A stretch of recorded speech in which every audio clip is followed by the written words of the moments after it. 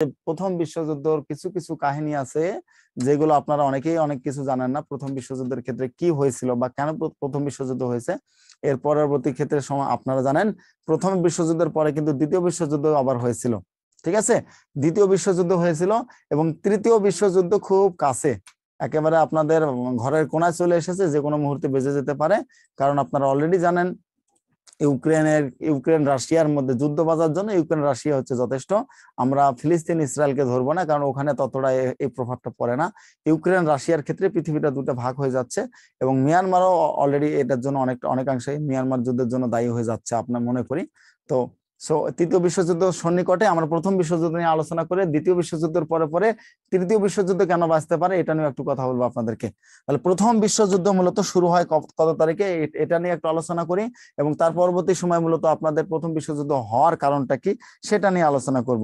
দেখা যাক, প্রথম বিশ্বযুদ্ধের মূলত কয়েকটা কারণ আছে, কয়েকটা, শুধুমাত্র একটা কারণ না। আমরা যদি আলোচনা করি প্রথম বিশ্বযুদ্ধের কয়েকটা কারণ আছে, এর মধ্যে অক্ষ শক্তি মিত্র শক্তি আমি এগুলো নিয়ে আলোচনা করব না।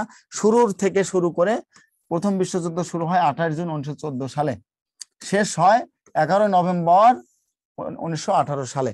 এখানে মূলত কথা হচ্ছে কেন শুরু হয়েছিল, দেখেন, অস্ট্রিয়ার যুবরাজ ফ্রান্সিস ফার্ডিনান্ডের হত্যার জন্য। এটাই একটু কাহিনী বলি আমি। সেটা হচ্ছে অস্ট্রিয়ার যুবরাজ তৎকালীন সময়ে বসনিয়া রাজধানী, কিসের, বসনিয়া রাজধানী, বসনিয়া রাষ্ট্রের নাম আপনারা শুনেছেন, বসনিয়া রাজধানী সারায়েভো শহরে হানিমুন করতে গেছিল। কি জন্য? সারায়েভো শহরে। চিন্তা করেন, নতুন বিয়ে করেছেন, হ্যাঁ, নতুন বিয়ে করে তিনি ওয়াইফকে সহ এই বসনিয়ার রাজধানী সারায়েভোতে তিনি হানিমুন করতে গিয়েছিলেন তার ওয়াইফকে নিয়ে। সেখানেই কিন্তু তাকে মেরে ফেলা হয়।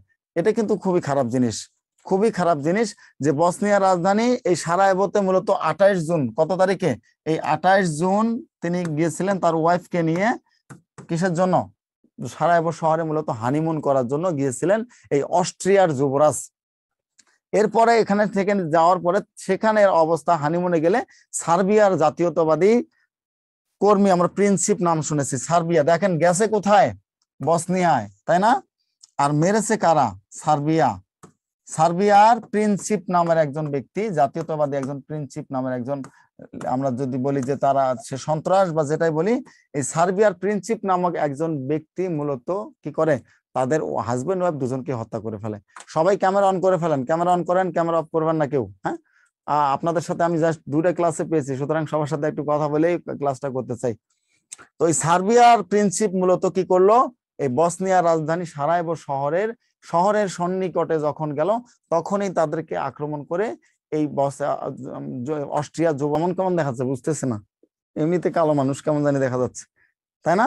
কেমন জানি দেখা যাচ্ছে, চেহারাটাকে কালো কালো দেখা যাচ্ছে। যাই হোক, কি বললাম আমি, সার্বিয়ার প্রিন্সিপ যখন হত্যা করলেন কাদেরকে, অস্ট্রিয়ার, এই যে এই যুদ্ধগুলো মূল প্রশ্নগুলো বলে দিন। আচ্ছা, যুদ্ধের মূল প্রশ্ন বলে দেব। এই যখন অস্ট্রিয়া যুবরাজকে যখন হত্যা করার ফলে মূলত মূল যে যুদ্ধটা লেগে যায় তখন থেকে, এই 28 জুন থেকে 48 ঘন্টা সময় বেঁধে দেওয়া হয় সার্বিয়াকে এই প্রিন্সিপকে দেওয়ার জন্য। কি করা হয়? 48 ঘন্টা সময় দেওয়া হয় যে 48 ঘন্টার মধ্যে অবশ্যই এই প্রিন্সিপকে আমাদের হাতে তুলে দিতে হবে। কি করতে হবে? এই 48 ঘন্টার মধ্যে প্রিন্সিপকে আমাদের হাতে তুলে দিতে হবে। কিন্তু সার্বিয়া তাতে কোনো কারা লাগাননি, মানে সার্বিয়া কোনো তোয়াক্কাই করতেছে না, এই আমাকে পাম দিয়ে না, অনেকে পাম দিচ্ছে অনেকে, ঠিক আছে, পাম দিয়ে না, পাম দিয়ে না, হ্যাঁ। 48 ঘন্টা যখন সময় তাকে দেওয়া হলো, 48 ঘন্টা সময় দেওয়ার পরে সার্বিয়া তাদেরকে কোনোভাবে কি করলো না, তাতে কর্ণপাত করলো না। তারপরে সার্বিয়াকে আবার নতুন করে 1 মাস সময় দেওয়া হয়। কতদিন? 1 মাস সময় দেওয়া হয় যে বসনিয়া যাকে মারা হয়েছে, যে প্রিন্সিপ নাম, এই প্রিন্সিপকে 1 মাসের মধ্যে অস্ট্রিয়ার হাতে তুলে দিতে হবে, অস্ট্রিয়ার হাতে তুলে দিতে হবে, অন্যথায় অন্য কিছু হতে পারে। কিন্তু সেটাও তারা করেন না। সেটা না করার কারণে এই 28 জুন থেকে মূলত মূল যুদ্ধটা শুরু হয় 28 জুলাই। এই 1 মাস সময় বেঁধে দেওয়ার পরে যখন সার্বিয়া কি করলো না, এতে কর্ণপাত না করলো, তখন অস্ট্রো হাঙ্গেরি বা অস্ট্রিয়া হাঙ্গেরি মিলে তখন তাকে কি আক্রমণ করলো, সার্বিয়াতে আক্রমণ করে বসলো। আর এই প্রথম বিশ্বযুদ্ধের সূচনা হয়ে গেল। এখান থেকে আপনাদের প্রশ্ন আসে কোনটা, যে প্রথম বিশ্বযুদ্ধের সূচনা হয়েছিল কিসের জন্য? প্রথম বিশ্বযুদ্ধ হয়েছিল কিসের জন্য? এটা উত্তর হবে অস্ট্রিয়ার যুবরাজ ফার্ডিনান্ডকে হত্যার জন্য। কিসের জন্য? অস্ট্রিয়ার যুবরাজ ফার্ডিনান্ডকে হত্যার জন্য। এরপরে অনেকগুলো কারণ আছে, বিসমার্কের কারণ, জার্মানির তৎকালীন বিসমার্ক যিনি আছেন তারও অনেকগুলো কারণ ছিল। পৃথিবীতে নতুন অ্যালায়েন্স তৈরি হয়েছিল, সেটারও কারণ ছিল। তবে সবচেয়ে বড় কারণ হচ্ছে যদি যুবরাজকে হত্যা না করতো তাহলে কিন্তু এটা হতো না। কি, যুবরাজকে যদি হত্যা না করতো তাহলে এটা হতো না। তাহলে এখান থেকে প্রথম বিশ্বযুদ্ধ থেকে আপনাদের প্রশ্ন আসতে পারে, প্রথম বিশ্বযুদ্ধ কখন হয়েছিল, কত তারিখে বেজেছিল, আর প্রথম বিশ্বযুদ্ধের মূল কারণ কি? প্রথম বিশ্বযুদ্ধের মূল কারণ হচ্ছে এই মূলত অস্ট্রিয়ার যুবরাজকে হত্যার সবচেয়ে বড় কারণ। এখানে এখন আসেন, এই প্রশ্নের মধ্যে এভাবে আসে যে বিশ্বযুদ্ধের অক্ষ শক্তি এবং মিত্র শক্তি কারা ছিলেন? প্রথম বিশ্বযুদ্ধের অক্ষ শক্তি এবং মিত্র শক্তি কারা ছিলেন? এরা হচ্ছেন অক্ষর শক্তি, কি সেন্ট্রাল পাওয়ার বা অক্ষ শক্তি। এরপরে হচ্ছে মিত্র শক্তি। মিত্র শক্তি আরো অনেকগুলো দেশ ছিলেন, কিন্তু এদেরকে সবচেয়ে বেশি ধরা হয় আর কি। মিত্র শক্তি এবং অক্ষ শক্তি এই দুটো মূলত হচ্ছে কি বিশ্বযুদ্ধ, প্রথম বিশ্বযুদ্ধ কারণ থাকার কারণে এরা হচ্ছে এন্ট্রি পার্টি। জার্মানি, এরপর হচ্ছে অস্ট্রো হাঙ্গেরি, যাদের মূলত যুবরাজ মারা গেছে সেই দেশ, এবং তুর্কি, তুরস্ক নাম আপনারা শুনেছেন না? এই তুরস্ক কিন্তু তৎকালীন সময় জার্মানির পক্ষে ছিলেন প্রথম বিশ্বযুদ্ধে। আর এখানে দেখেন অক্ষ শক্তি, মিত্র শক্তি হিসেবে ব্রিটেন ছিল, ফ্রান্স ছিল, রাশিয়া, ইটালি থেকে শুরু করে আর যারা ছিলেন, সার্বিয়া ছিল, যেহেতু সার্বিয়াতে এটা হয়েছে, বসনিয়া ছিল। এগুলো রাষ্ট্র কিন্তু প্রথম বিশ্বযুদ্ধের অক্ষ শক্তি বা মিত্র শক্তি হিসেবে কাজ করেছেন। কি করেছেন?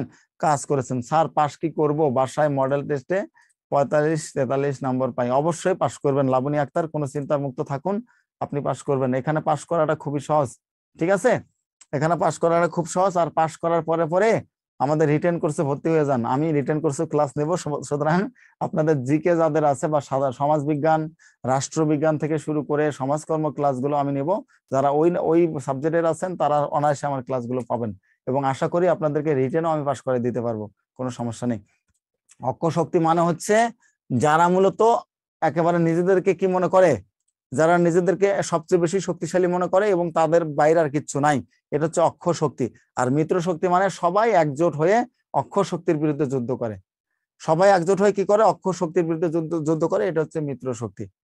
ক্লিয়ার? আমাদের বিজ্ঞান, অ্যাকাউন্টিং থেকে শুরু করে সবকিছুর এই কোর্স আছে। সবকিছুর কোর্স আমরা চালু করতে যাচ্ছি আপনাদের জন্য শুধুমাত্র। আমাদের ভর্তি কিছু স্টুডেন্ট যারা পাস করবেন তাদেরকে নিয়ে আমরা নতুন করে যদি শুরু করতে চাই, তারপরে আমরা অনেকগুলো স্টুডেন্ট ইনশাল্লাহ পাবো, এবং আপনাদেরকে আমরা পাস করাতে পারবো, চাকরি পর্যন্ত দিতে পারবো ইনশাল্লাহ, মানে চাকরি পর্যন্ত নিয়ে যেতে পারবো আর কি। ওকে, সবগুলো সাবজেক্টে হবে, সুতরাং চিন্তার কিছু নাই। তাহলে মিত্র শক্তি এবং অক্ষ শক্তি ব্যাপারগুলো আমরা বুঝলাম। যুদ্ধ কখন বাজলো এটা বুঝলাম। মূল কারণ দেখেন, প্রধানমন্ত্রী নিযুক্ত হন কিসের? অটো ভ্যান বিসমার্ক ক্রোয়েশিয়ার প্রধানমন্ত্রী নিযুক্ত হন। ক্রোয়েশিয়ার আমরা যেটা বলি, তার দুটি উদ্দেশ্য ছিল। জার্মানির পুনঃ একত্রীকরণ করতে হবে, শক্তিশালী রাষ্ট্র গড়ে তোলা। এটা আপনাদের পরীক্ষার জন্য খুবই গুরুত্বপূর্ণ না, এটা আপনারা স্কিপ করে যেতে পারেন, এটা পরীক্ষা আসবে না। এটা পরীক্ষা আসবে না, শুধুমাত্র ফার্ডিনান্ডকে হত্যা করা, এটা আপনারা সুন্দর করে মনে রাখবেন। আমি যদি আপনাদের কমেন্টে শুধু পড়তে চাই তাহলে কিন্তু আমি ক্লাস নিতে পারবো না, ঠিক আছে? আমি কিন্তু ক্লাস নিতে পারবো না। কমেন্ট কম করে করেন, ক্লাসের দিকে মনোযোগ দেন। আমি আপনাদেরকে অবশ্যই বলে দেবো কোনগুলো বেশি বেশি পড়বেন, ঠিক আছে? অবশ্যই বলে দেব কোন কোনগুলো পড়বেন, আমি আপনাদের বলে দেবো, চিন্তার কিছু নাই। তাহলে এটা আপনারা বাদ দেন, এটা বাদ দিয়ে এটা স্কিপ করেন, করে আপনারা দেখি পরে কি আছে। প্রথম বিশ্বযুদ্ধের ব্যাপ্তিকাল প্রশ্ন আছে এখানে, যে প্রথম বিশ্বযুদ্ধের ব্যাপ্তিকাল কত সাল বলেন দেখি, কমেন্ট করেন। প্রথম বিশ্বযুদ্ধের ব্যাপ্তিকাল কি ছিল? কত কত কত? 1914 থেকে 1918 সাল, এটা আপনারা সবাই বলতে পারেন যে 1914 সাল থেকে মূলত 1918 সাল পর্যন্ত প্রথম বিশ্বযুদ্ধের ব্যাপ্তিকাল ছিল। আচ্ছা, এটা সবাই পারবেন। ভার্সাই চুক্তি স্বাক্ষরিত হয় কত সালে বলেন দেখি? ভার্সাই চুক্তি স্বাক্ষরিত হয় কত সালে? বাংলাদেশের উপজেলার সংখ্যা 495টি। Very good. ভার্সাই চুক্তি কিন্তু দুইটা মনে রাখবেন। একটা হচ্ছে 1919 সালে চুক্তি স্বাক্ষরিত হয়েছে, প্রথম ভার্সাই চুক্তি, ঠিক আছে? প্রথম ভার্সাই চুক্তি যেটা আমরা বলে থাকি। এবং দ্বিতীয় ভার্সাই চুক্তি কিন্তু দ্বিতীয় বিশ্বযুদ্ধ পরবর্তী সময় আবার নতুন করে চুক্তি স্বাক্ষর করা হয়, এটা হচ্ছে 1919 সালে। আর এই চুক্তির মাধ্যমে মূলত জার্মানিকে একটা বৃহৎ আকারের করা হয়, জরিমানা করা হয়। কি করা হয়? জরিমানা করা হয়। জার্মানিকে একটা বড় আকারে জরিমানা করা হয়, যে কেন তারা যুদ্ধ বাজালো আর কেন বিশ্বকে এরকম ক্ষতিগ্রস্ত করলো। যুদ্ধ অপরাধীদের থেকে শুরু করে সবাইকে জার্মানির কাছে জরিমানা দেওয়া হয়, এবং অনেক বিশাল অঙ্কের টাকা কিন্তু জার্মানি জরিমানা করেন এই যুদ্ধের মাধ্যমে, এই চুক্তির মাধ্যমে। আর দ্বিতীয় বিশ্বযুদ্ধের মূল কারণটাই হচ্ছে জার্মানির এই ক্ষোভ, কেন আমাদের কাছ থেকে টাকা নেবে, কেন আমাদের কাছ থেকে নেবে। আর এখানেই আমি বলে রাখি, এই 1919 সালে মূলত আপনারা যে জার্মানির জন্য যে কারিগর ছিলেন হিটলার, হিটলার কিন্তু যুদ্ধ করেছেন, প্রথম বিশ্বযুদ্ধের একজন সেনানায়ক ছিলেন। কি ছিলেন? সেনানায়ক ছিলেন প্রথম বিশ্বযুদ্ধের। এখান থেকেই তার মধ্যে ক্ষোভ সৃষ্টি হয় যে আমার দেশকে কেন এটার জন্য জরিমানা করা হলো, যদি আমি কখনো এই দেশের দায়িত্ব নিতে পারি তাহলে আমি সাইজ করব সবগুলোকে। আর হিটলারকে কেন ইহুদিদের হিটলার কেনই করেছিলেন জানেন? ওই তৎকালীন সময় ইহুদিরা প্রথম বিশ্বযুদ্ধ যখন হয়েছিল তখন ইহুদিরা জার্মানিকে সবচেয়ে বেশি কটাক্ষ করেছিল। আর এই জন্য হিটলার ক্ষমতা পাওয়ার পরে পরে কিন্তু 60 লক্ষ ইহুদিকে মেরেছেন। আপনারা সবাই জানেন কম বেশি, প্রায় 60 লাখ ইহুদিকে কিন্তু হিটলার একাই মেরেছেন। একাই বলতে পুড়িয়ে মেরেছেন, গুলি করে মেরেছেন, ফাঁসি দিয়ে মেরেছেন, তার শুধুমাত্র আক্রোশের জন্য। এবং তিনি এটাও বলে গিয়েছেন যে পৃথিবীতে যদি একটা মাত্র ইহুদিও বেঁচে থাকে সেটাও ভাইরাস। কি? সেটাও ভাইরাস, যেটা আমরা এখন একেবারে স্পষ্ট ভাবে দেখতে পাচ্ছি, তাই না? আমার একটা চাকরি খুব জরুরি, ভাই চাকরি পাবেন কোনো সমস্যা নেই, চাকরি অনুযায়ী পড়াশোনা করেন। পড়াশোনা না করলে শুধু চাকরি চাইলে হবে না। আমি তো শুয়ে থেকে বসে থেকে স্বপ্ন দেখলে হবে না, তাই না? অবশ্যই আমাকে পড়তে হবে, পড়লে আমি আমি সবাই চাকরি পাবো। কাইজার কোন দেশের প্রাচীন রাজাদের বলা হতো বলেন দেখি? কাইজার কোন দেশের প্রাচীন রাজাদের বলা হয়? এটা হচ্ছে জার্মানি, এই জাপান না জার্মানি? আপনারা আমারে কনফিউশন করে দিচ্ছেন। এটা হচ্ছে জার্মানির প্রাচীন রাজাদেরকে বলা হয়তো কাইজার। কোন দেশের? জার্মানির প্রাচীন রাজাদের বলা হতো কাইজার। এরপর আসেন, প্রথম বিশ্বযুদ্ধের পূর্বে অস্ট্রিয়ার যুবরাজকে কোন শহরে হত্যা করা হয়েছিল? এটা তো পারার কথা। আচ্ছা, আপনাদের সকল প্রশ্নের উত্তর আমি দিব, আমাকে আগে শেষ করতে দেন প্লিজ, আমাকে শেষ করতে দেন, আমি সকল প্রশ্নের উত্তর দিব। এটা হচ্ছে সারায়েভো, ঠিক আছে? এটা হচ্ছে কি? সারায়েভো। এরপর আসেন পরের প্রশ্নে, এগুলো কিন্তু প্রশ্ন এক নজরে দ্বিতীয় বিশ্বযুদ্ধ। এখন আমি দ্বিতীয় বিশ্বযুদ্ধে চলে আসবো। প্রথম বিশ্বযুদ্ধ থেকে খুব একটা প্রশ্ন আপনাদের পরীক্ষা আসে না। এই দ্বিতীয় বিশ্বযুদ্ধ বলতে গিয়ে আপনাদের আমি 5 মিনিট একটা হিস্ট্রি বলবো, এটা মাথায় রাখবেন। এখানে যদি এনটিআরসিও কাজে না লাগে অবশ্যই অন্য কিছুতে কাজে লাগবে, ঠিক আছে? অন্যান্য বিসিএস এ যারা রিটার্ন দিবেন, বিসিএস এ যারা ভাইবা দিবেন, তারা এই দ্বিতীয় বিশ্বযুদ্ধ লাগার হয়তো অনেকগুলো কারণ এখানে আপনারা দিয়ে দিয়েছে, দেখেছেন এডলফ হিটলারের পোল্যান্ড আক্রমণের মাধ্যমে দ্বিতীয় বিশ্বযুদ্ধ হয়। কিন্তু বাস্তবিক পক্ষে দ্বিতীয় বিশ্বযুদ্ধের আরো কিছু কিছু কারণ আছে, অনেকগুলো কারণ আছে। যেমন প্রথমত হচ্ছে 1920 সালে যখন আমাদের কি হলো, জাতিপুঞ্জ গঠন হলো, তাই না? লিগ অফ নেশনস, জাতিপুঞ্জ গঠন হলো 1920 সালে। 1920 সালে জাতিপুঞ্জ গঠন হওয়ার পরে পরে মূলত আমি যে আপনাদেরকে ওই যে বোর্ডে কি সমস্যা, বোর্ডটা কি সাদা দেখাচ্ছে? বোর্ডে কোনো সমস্যা কিনা? আমাদের একটা লাইটিং এর জন্য হয়তো এটা দেখাচ্ছে, হ্যাঁ লাইটিং এর জন্য একটু সাদা দেখাচ্ছে, এটাকে একটু প্লিজ কনসিডার করবেন, লাইটিংটা একটু সমস্যা হয়েছে আর কি আমাদের। ওকে, 1920 সালে জাতিপুঞ্জ যখন 19 সালে জাতিপুঞ্জ গঠন হয়, 20 সালে তাদের কার্যক্রম শুরু করে দেয় আর কি। 19 সাল 20 সালের মধ্যে তাদের কার্যক্রম শুরু করে দেয়। এই যে প্রথম বিশ্বযুদ্ধের পরে হিটলার মূলত কি করে, প্রথম বিশ্বযুদ্ধ তিনি একবার ওতপ্রোত ভাবে যুদ্ধ করার পরে তার মধ্যে ক্ষোভ সৃষ্টি হয় যে আমি জার্মানির নাগরিক, আমি এখান থেকে গিয়ে যে কোনো ভাবে হোক আমি জার্মানিকে নেতৃত্ব দেওয়ার চেষ্টা করব। সেক্ষেত্রে 1920 সালে মূলত হিটলার কি করলো, নতুন একটা বাহিনী তৈরি করে, নতুন একটা রাজনৈতিক দল তৈরি করেন। কি করে? রাজনৈতিক দল তৈরি করেন 1920 সালে। 19 সালে যুদ্ধ থেকে গিয়ে তিনি রাজনৈতিক দল বানান, তার নাম কি বলেন তো? নাৎসি বাহিনী। কি বাহিনী? নাৎসি বাহিনী বা নাৎসি দল তৈরি করেন। 20 সালে তিনি যুদ্ধ শেষে গিয়ে মূলত নাৎসি দল তৈরি করলেন। করার পরে তিনি 27 সাল এবং 32 সাল, 27 সাল 1920 এবং 1927 এবং 29, 1927 এবং 30, 3 বছর পর পর তাদের নির্বাচন হয়। 27 এবং 30 এই 2 বছর 2 বার তিনি নির্বাচন করেন। এই নাৎসি বাহিনী নিয়ে তিনি কি করেন? 2 বার নির্বাচন করেন, করে নির্বাচনে হেরে যান। তার পরবর্তী সময়ে মূলত হিটলার চিন্তা করেন আমি এই পদ্ধতিতে আগাতে পারবো না, আমাকে অন্য পদ্ধতিতে আগাতে হবে। তখন তিনি প্রচার করা শুরু করলেন যে আমি যদি নির্বাচনে জিতি তাহলে আমি যা আমাদের বিরুদ্ধে যে জরিমানা করা হয়েছিল আমি সেটা ফেরত নিয়ে আসব, পাশাপাশি আমাদের উপরে যদি কেউ নজরদারি খবরদারি করে সেটাকে আমি কি মূলোৎপাটন করে ফেলবো। যেহেতু হিটলার একজন সৈনিক ছিলেন, সুতরাং তার এই জিনিসগুলো খুব ভালোভাবে জানা ছিল। আপনারা এটাও আবার এখনো জানেন যে রাশিয়ার এই যে ভ্লাদিমির পুতিনও কিন্তু একজন কি ছিলেন? ভ্লাদিমির পুতিন কিন্তু একজন চৌখোশ সৈনিক ছিলেন ভ্লাদিমির পুতিন। এই জন্য তার বাম হাত দেখবেন কম চলে। কি চলে? ভ্লাদিমির পুতিনের বাম হাত খুবই কম চলে, শুধু ডান হাতটা বেশি চলে। কারণ বাম হাতে তিনি অস্ত্র নিতে নিতে নাকি এমন হয়ে গেছিল যে বাম হাতটা তার এখন চলে না, বাম হাতটা তার এখন আর বেশি চলে নাই। ভ্লাদিমির পুতিন যে রাশিয়ার প্রেসিডেন্ট আছেন, ঠিক হিটলারও সে তৎকালীন সময় জার্মানির প্রেসিডেন্ট ছিলেন। এরপর তিনি কি করলেন, 1933 সালে হিটলার জয়লাভ করলেন, নির্বাচনে জয়লাভ করলেন হিটলার। আর হিটলার যখন 1933 সালে জয়লাভ করলেন, তিনি জয়লাভ করার পরেই সারা বিশ্বকে নাড়িয়ে দিয়েছেন। প্রত্যেকটা দেশের সাথে তিনি কি করেছেন, যে দেশ তার সাথে বাড়াবাড়ি করেছেন তাকে আক্রমণ করে বসেছেন, যে দেশ তার সাথে বাড়াবাড়ি করেছেন তাকে আক্রমণ করে বসেছেন। এর ধারাবাহিক ফলাফল 1939 সালে গিয়ে সবচেয়ে বেশি প্রভাব ফেলে। অর্থাৎ পোল্যান্ড ছিল কি, এই জার্মানি যখন পোল্যান্ডকে আক্রমণ করে, পোল্যান্ড কিন্তু জার্মানির একটা অংশ, জার্মানি এবং ফ্রান্সের একটা অংশ ছিল। কি ছিল? পোল্যান্ড একটা জাস্ট অঙ্গরাজ্য ছিল। এই অঙ্গরাজ্যকে যখন স্বাধীনতা ঘোষণা করা হলো, তখন হিটলার এটা মেনে নিতে পারেনি যে আমাদের একটা রাজ্য গিয়ে কি হলো, স্বাধীন হয়ে গেল। তখন তিনি চিন্তা করলেন যে না, পোল্যান্ড আক্রমণ করে আবার নিতে হবে। পোল্যান্ড আক্রমণ করলেন। পোল্যান্ড থেকে শুরু করে হিটলার প্রায় এই বিশ্বযুদ্ধে, দ্বিতীয় বিশ্বযুদ্ধের আগে 45 সাল পর্যন্ত প্রায় পৃথিবীর অর্ধেকটা দখল করে ফেলেছিল। কি করেছিল? পৃথিবীর প্রায় অর্ধেক দেশ তিনি দখল করে ফেলেছিলেন। এই পাশে আফগানিস্তান পর্যন্ত তিনি দখল করে ফেলেছিলেন, আফগানিস্তানের আগ পর্যন্ত।